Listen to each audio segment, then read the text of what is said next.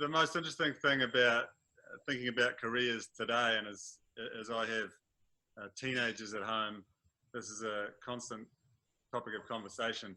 We're often told that we can do anything. You know, you can do anything these days. That there's a world of possibilities. But that doesn't mean that you can do everything. You will need to focus. Although where you're at now, drawing to the end of your university studies, your postgrad studies, there's a real sense of possibility. It's never been a higher sense of possibility. You can do anything. You can do anything, but you've got to learn to focus. One of the investors that I've followed for many years, Warren Buffett, tells a story about how he decides what's important and what's worthy of his focus. He says, write down the top 25 things you want to do in your life, in your career, in your job, whatever it is, and then highlight the bottom 20 things. And he says those 20 things are just distractions. Just focus on the top 5 because you're never going to be able to do everything. I'd sort of say to you as you sort of embark on a postgrad career in the workforce is that realistically you can only do one thing at a time. So you've got to figure out what that one thing is. The good news, and there's sort of good news and bad news. The really hard thing today is that there's no such thing as a career. It used to be linear. It used to be about picking a profession, picking an employer, and you're done. You didn't need to worry about anything else. You were set for the next 40 years. Now, careers are much more of what my friend Claudia Batten calls a squiggly line. You're going to start somewhere, try something, see if it works for you. Then you're going to leave that. You might start a business. You might do something else. But you're going to move around through your working life in a series of roles and a series of organizations and jobs. And that's a great thing. I think if you view that as a series of opportunities, it's a much more exciting place to be as a graduate now than it was, when I graduated 25 years ago, or when our grandparents graduated 50 years ago.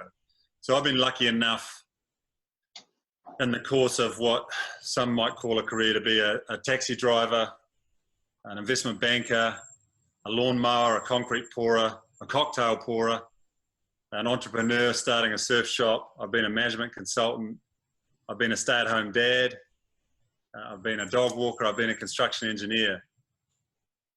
The really interesting thing about university and before that school for you folks today is that your success up till now has probably been about doing things that people have done before.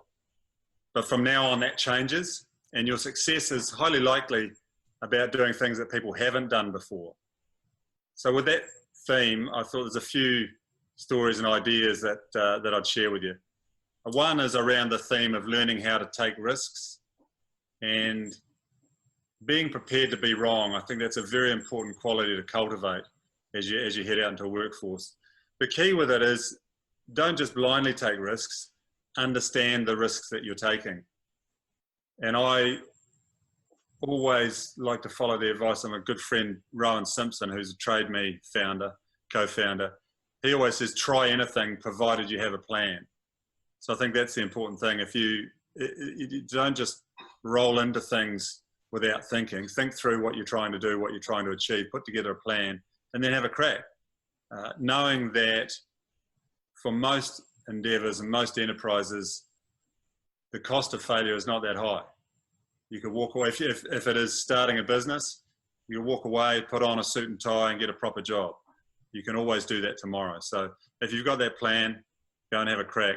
The best example for me was when I first moved to the United States. It was just following Hurricane Andrew in 1992. And I remember driving along Key Biscayne one evening and seeing a windsurf shop that had been battered by the hurricane and was sort of shuttered. Shop was closed down. And I thought, that's pretty interesting. I was a windsurfer. So I went back the next morning and I had a bit of a dig around and I found the name of an insurer, and the insurer told me the owner of the store, and I ended up doing a deal to buy the stock from that store. I had no idea what I was doing. I probably had less of a plan than I've just advised you to have. But what it meant for me was I laid out about $1,500 US, which was my life savings at that point. And I set to work repairing spars and booms and boards and sails. And over the course of several months, the money that I made from selling that paid for my first year traveling, living in the United States. So that was a real lesson to me that you should not be prepared, that you should not be afraid of having a crack. Someone once codified that for me later on in my career. They said, Phil, it's always better to ask forgiveness than for permission.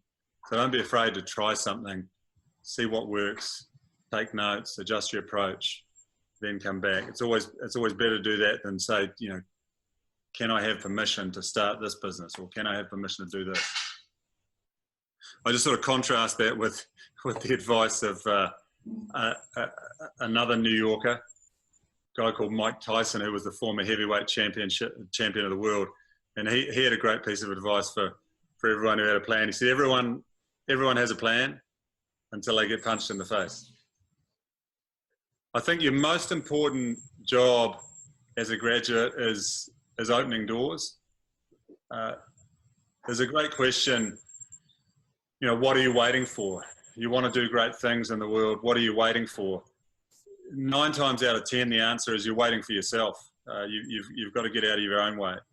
I think curiosity, that sense of curiosity that you can and should cultivate, is a pathway to a lifetime of interesting stuff.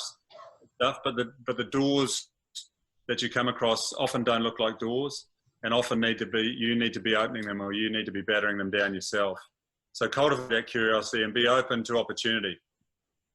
And what I mean by that is that your life can change in a short time, a very short time, one meeting, one phone call, or one short train ride. When I just come back to New York after a year off and just following the .com boom, I took a train ride out to Old Greenwich, Connecticut, with a friend that I'd worked for before, who'd started a business doing what we'd been doing in our old business, which was management consulting for British firm PA Consulting. And in that short train ride, it became clear to me that he was, I knew he was on his way to see the CEO of a large bank there, but I figured out that he'd made a promise to the CEO of a large bank that he needed me to deliver on. And in the course of a couple of minutes on that train ride, I figured out, actually, I've got a point of leverage here. And that was the starting point for a consulting business that I grew into 300 full-time equivalents in New York and London and around the world, that we later sold to a NASDAQ listed business in 2010. I mean, the reason I tell you a little bit of that story is that you've got to recognize opportunity when it comes along. And it's not always easy to see. It doesn't always present itself in the form that you might be expecting it. So cultivate that sense of curiosity and be open and be aware of opportunities, you know, lest they land in your lap. The flip side of that, we sold the business to an outsourcing technology company called Cognizant. And I had a couple of very good dinners with a couple of the board directors there. This is a much larger business than our business. A couple of very good dinners with the board directors and the CEO there about starting up and leading their emerging business unit, which would have put the resources of a multi-billion-dollar listed business at my disposal. I think they had about 100,000 people employed around the world. And that opportunity, for one reason or another, didn't work out. Years later, I went back to the CEO. He's a fabulous guy. He's just moved on from Cognizant, called Frank D'Souza. And I said, yeah, Frank, it was interesting. You know, we had those dinners. We were talking about that emerging business unit, which today is about 10 years later is doing about, I think, $7 or $8 billion of revenue US. And he said, well, Phil, you know, we were talking about you doing this job, but you never really asked me for the job. And that's the reason you didn't get the job. So you've got to ask. You've got to be open to opportunity, and you've got to be not afraid to ask. Another point that I'm often reminded of is that everybody is an above average driver. I don't know whether you've seen any of these surveys that sort of ask people, you know, how would you rate yourself as a driver? And I think the answer is about 90% of themselves say, look, I'm an above average driver. Almost nobody is average, right? But you are the average of the people that you hang out with. And I don't know whether you've heard that expression as well, but you know, the 5 people that you hang out with, you're the average of those 5 people. So if you want to be fit, you hang out with fit people. If you want to be happy, you hang out with happy people. If you want to be rich, you hang out with rich people. And I've always, again, to that earlier point about curiosity, tried to look for situations where I can interact with, engage with, learn from, hang out with interesting people. That's been the real driver for me. Interesting people have more interesting stories. And I think it's on one of the ads that the university put together in their marketing material. But there's a great story that sort of brought it home to me. Was when I was living in New York, we went to a lot of black tie fundraising dinners. And at one of them, I made a point of talking to the New Zealand ambassador at a table. And he turned around and he said, "Oh, you should meet the guy that I'm sitting, you know, that I've been talking to here, sitting next to me." And that was how I got to be introduced to Muhammad Ali. And again, it's only if you put yourself in those situations that those crazy things, that those crazy stories happen, those crazy photos you get with a former heavyweight champ. Those only happen if you surround yourself with interesting people. So you've got to decide who do you want to surround yourself with. Neville Ravikant, who's an Indian American entrepreneur in Silicon Valley, who I've seen a couple of times, he says if you want to be successful, surround yourself with people who are more successful. They keep being more successful. If you want to be happy, surround yourself with people rather who are less successful. So you got a little bit of a trade-off there. I think the point is you want to work with and you want to hang out with people who are aspirational for you, who can stretch you, who can teach you, who can educate you. And that sort of brings me to my last point, which is never settle. It's the idea of moving on quickly. When you reach the point of diminishing returns, when you've learned as much as you can learn in a role, that's the time to leave. And that's the time to move on to a new challenge. And that requires hustle. When I worked at PA Consulting in Asia and in New York, they had a culture very similar to McKinsey, who were one of our competitors. McKinsey culture was up or out. And I think in the absence of that culture anywhere you might work or in your career, you've got to adopt that approach yourself. You've got to adopt that discipline yourself. So if you're not learning, if your boss is not inspiring you or teaching you or helping you evolve to a higher level, then it's time to move on.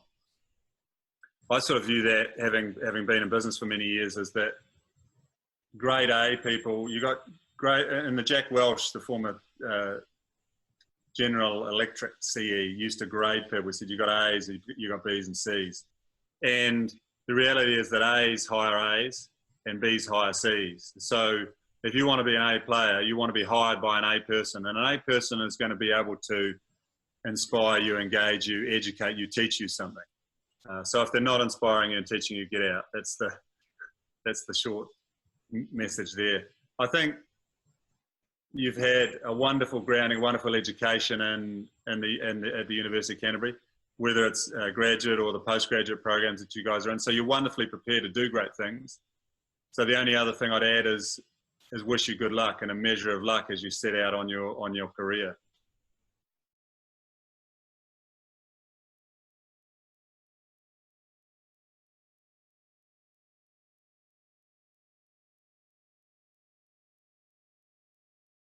I think that's a great question. I mean, the answer is we're all going to take a little winding path, and it's going to have lots of interesting, corners and stops along the way.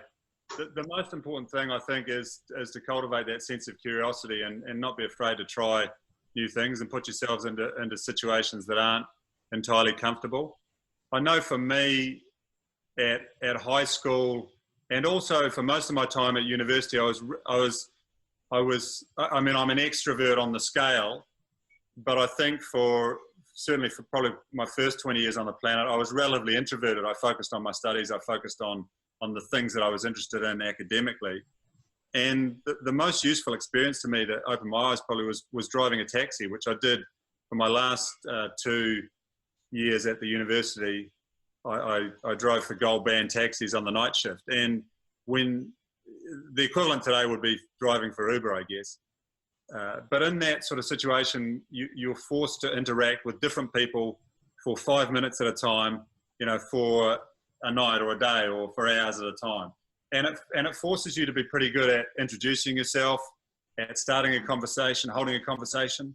And, I'll be honest, in 25 years of business, that the most useful skill that anyone can have and develop is the ability to connect with people individually. And it's a learned thing. It's not a genetic thing. It's not something you're born with.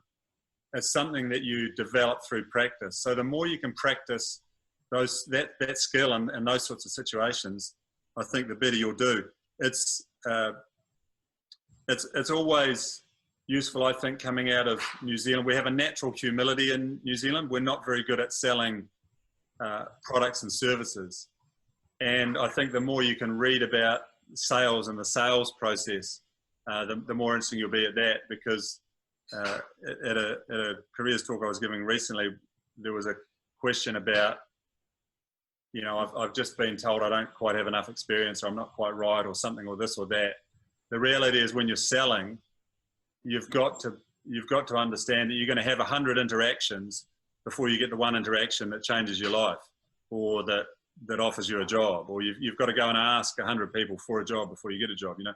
The numbers will vary, but you've got to be prepared to go into those interactions, knowing that, and just a good conversation is an end of itself, and that's a good thing, and move on. Nothing for me there, but move on.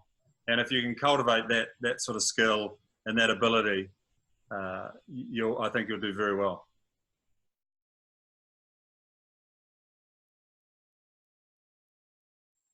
When you're thinking about what you're working on or what you're going to work on next, I think you always think about things at different levels. There's a very specific level, what engages, energizes me, what are the problems in my community, in my street, in my city, and then you can work right through different layers up to the macro layer, right? What's happening to the planet.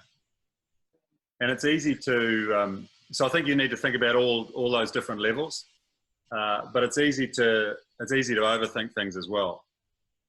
I think the best advice in terms of how do you navigate those sort of turbulent waters is to have the ability to reinvent yourself, and that depends on that ability to connect at a human level that I was just referring to.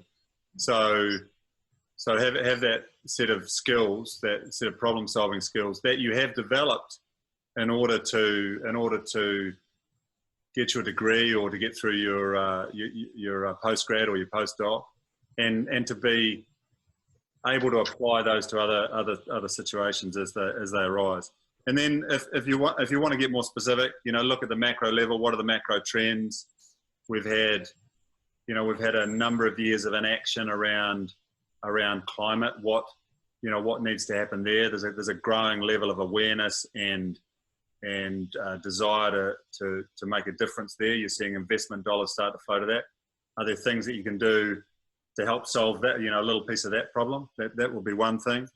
There is I'll call it a global realignment of the post Second World War order that's going on that you see in the United States adopting that sort of America First policy. So that's going to create enormous opportunities. So as we change from a unipolar US-led world to a multipolar world with rising China and Europe, that creates wonderful opportunities. How do you get ahead of those? Well, do you need language skills? Do you need different sort of business skills? I mean, there's a range of ways in which you can attack that sort of problem of what do I do and how do I future-proof myself. But I'd say being able to think at different levels is handy, but being wary of not overthinking things and cultivating an ability to reinvent yourself. Hey, look, I'm good at solving problems here, therefore I'm probably going to be pretty good at solving these sorts of problems. getting a no from somebody on a job application is one thing, but when you've actually got a job and you get fired, that's a whole other thing. So I've been through that, and the chances are that most of us will go through that at some stage. There's a wonderful book I read recently, written by a very good friend of mine and UC graduate, called Sarah Robb O'Hagan, and her book she wrote was Extreme You, as in YOU. And in that book, she talks about her experience, talks very honestly about her experience of being fired from several high-profile jobs. She recently left PepsiCo, where she was the president of Gatorade, so she had worldwide responsibility for the Gatorade business. But she has some wonderful stories of when things go wrong and how do you pick yourself back up. It cuts to the heart of that reinventing yourself skill that I just alluded to. And again, that's a skill that is not genetic, it's a skill that's learned. So I say, if you've got yourself a job, post-graduation, you've done a couple of years, you feel like you've learned what you're going to learn, then, reinvent yourself, move on to something else, force yourself to go and do something else. Because you're either going to, in the squiggly line world that we live in now, you're either going to make those decisions yourself at a time of your choosing, or somebody else will make it at a time of their choosing. And as I was fired from one of my jobs for not producing, i.e. not selling enough consulting work or not selling enough banking work to pay for the team of people that I had. And hey, look, it's time to move on, Veal, you're fired, pack your bags. That will happen to you, guaranteed. So practice, adopt that reinvent yourself skill set before you need it. Have the discipline of cycling yourself through roles or jobs or careers even. Yes, yeah, I have, and I've done that in a variety of ways, ranging from formal. So I studied banking and finance postgrad at New York University in New York, and so that's at the formal level, down to the less formal level, which might be an Institute of Directors course. It might be a strategy course with a business incubator or business portfolio manager, to actually teaching yourself on one of these online courses, which I've done again through New York University and Yale. Harvard has some great courses as well. So there's all those ways that you can continue to learn. And I've got on my list of the bottom 25 of those top 25 things, I want to learn a lot more about Antarctica. It's always been an interest of mine for some reason. So I've got in there somewhere the postgrad diploma of Antarctic Studies at the University of Canterbury. I recently was, we've been back from New York a couple of years now, but I was recently trying to clear out the garage so I could fit the car in there, and that involved throwing a few boxes of old paperwork out. And I came across a file that was about 3 centimeters thick of rejection letters I had when I graduated engineering. And it reminded me that 5 of my graduating civil engineering class of 90, 5 of 90 got graduate jobs.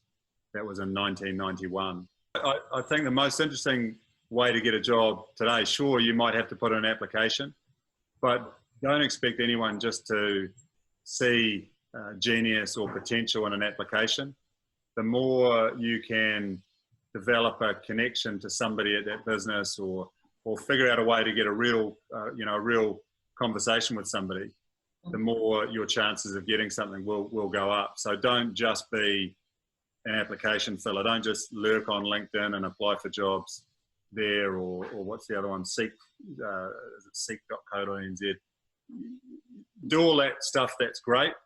But even better is going out, knocking on a door and asking, hey, look, I can do that. You seem to have this sort of issue. I can help with that. And, you should hire me, kind of thing, because you will uncover, if you're not afraid to fail, i.e. to get a no, you will uncover a lot more opportunities that way, and a lot more interesting opportunities.